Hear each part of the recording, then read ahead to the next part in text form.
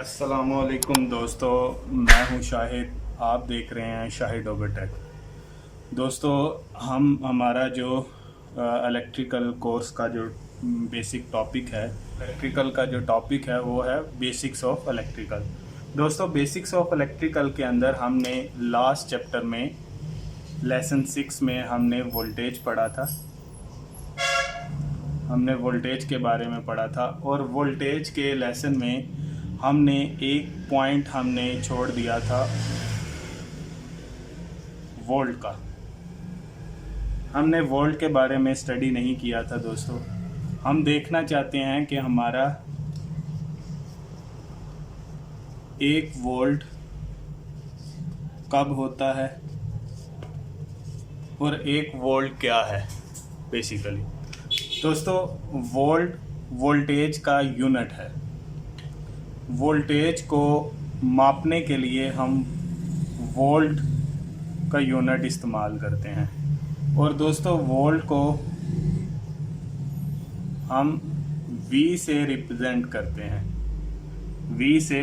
तो दोस्तों 1 वोल्ट की अगर मैं देखूं इस सर्किट में मेरा 1 वोल्ट कब होगा, तो दोस्तों अगर इस सर्किट की रेजिस्टेंस 1 ओम हो और इस सर्किट का जो करंट है, करंट जो है दोस्तों, करंट को हम I से रिप्रेजेंट करते हैं।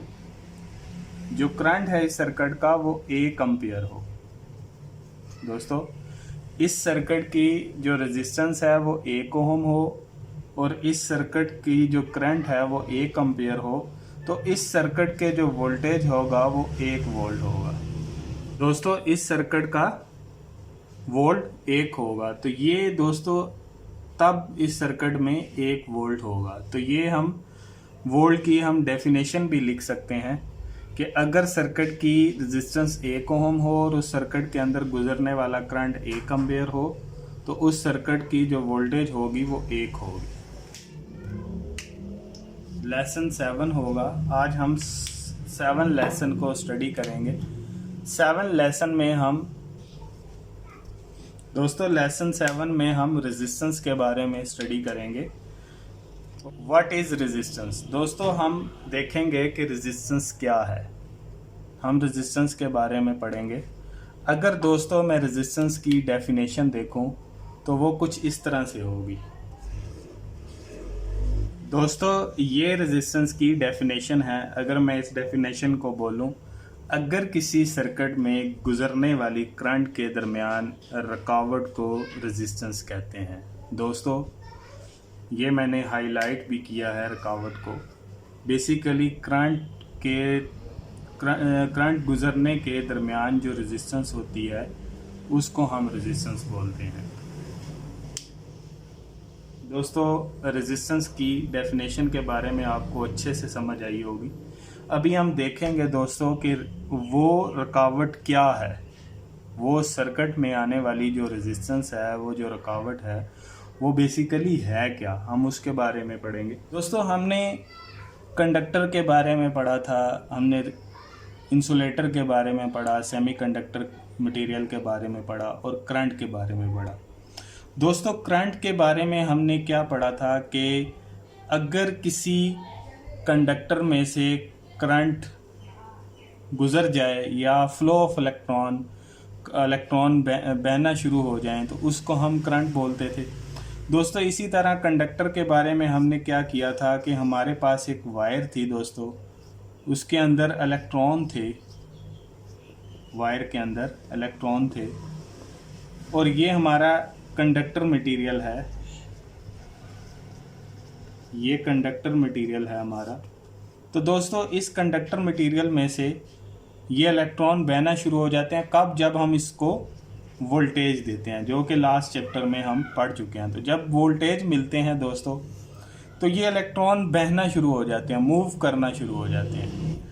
पढ़ा था लास्ट चैप्टर्स के अंदर कि जिस कंडक्टर के बैरूनी शेल में 1 इलेक्ट्रॉन हो, 2 इलेक्ट्रॉन हो या 3 इलेक्ट्रॉन हो, तो वो हमारा कंडक्टर मटेरियल होता है। और जब उस मटेरियल का 1 इलेक्ट्रॉन वाला मटेरियल होता है उसके बैरूनी शेल में जब एक इलेक्ट्रॉन मूव करता है या निकालते हैं हम, तो उसके दरमियान रेजिस्टेंस होती है।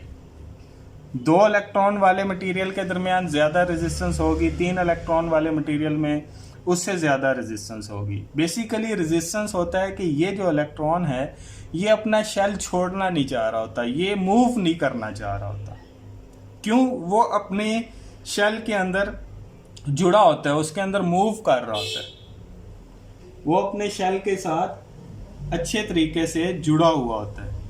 तो जब वो अपने शेल से अच्छे तरीके से जुड़ा हुआ होगा तो वो बाहर मूव नहीं कर सकेगा, वो निकलेगा नहीं। तो दोस्तों जब वो निकल नहीं रहा होता, उस दरमियान जो प्रोसेस होता है उसको हम रेजिस्टेंस बोलते हैं। इसी तरह जब 2 इलेक्ट्रॉन वाला होगा उसके दरमियान ज़्यादा रेजिस्टेंस, ज़्यादा रुकावट होगी करंट के दरमियान, क्योंकि दोस्तों ये जो वोल्टेज हैं ये इनको निकालने की कोशिश करते हैं। वोल्टेज क्या करता है? इसको निकालने की कोशिश करता है, हमेशा इसको मूव करवाने की कोशिश करेगा।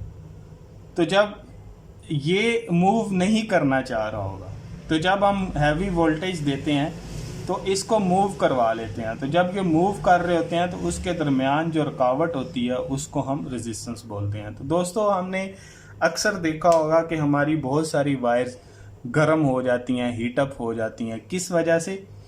कि एक तो हमने हाई वोल्टेज दिए होते हैं और एक वो जो वायर होती है वो बहुत ही लो कंडक्टर मटेरियल होता है, बहुत कम कंडक्टिविटी उस मटेरियल के अंदर होती है।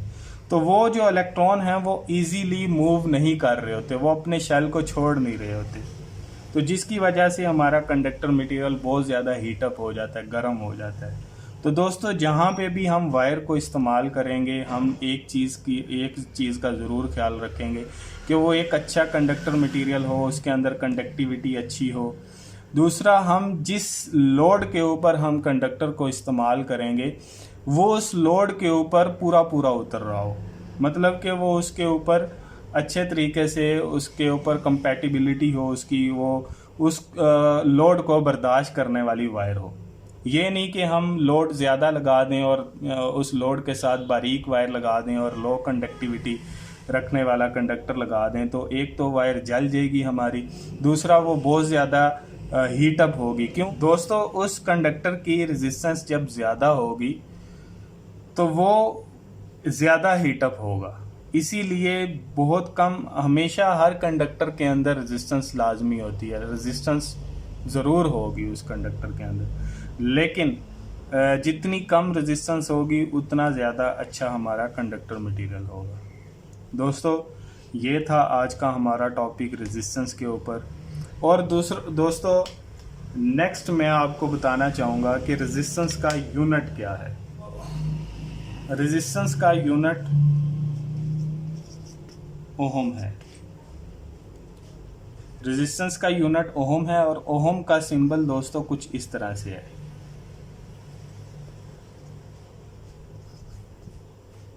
ये ओहम का सिंबल है दोस्तों। इस सिंबल के साथ हम ओहम को रिप्रेजेंट करते हैं। जहाँ पे ये सिंबल इस्तेमाल होता है इसका मतलब है कि वो ओहम है। तो दोस्तों रेजिस्टेंस का यूनिट ओहम है। ओहम रेजिस्टेंस को हम ओहम के अंदर मापते हैं। ये बेसिकली रेजिस्टेंस का यूनिट है। तो 1 ओहम कब होगा? अगर किसी सर्किट के अंदर मैं देखना चाहूँ, जैसे मैं एक सर्किट बनाता हूँ दोस्तों, 50 ओहम भी हो सकती है, 200 ओहम भी हो सकती है, लेकिन दोस्तों मैं कम से कम देखना चाहता हूँ कि मेरी 1 ओहम रेजिस्टेंस कब होगी।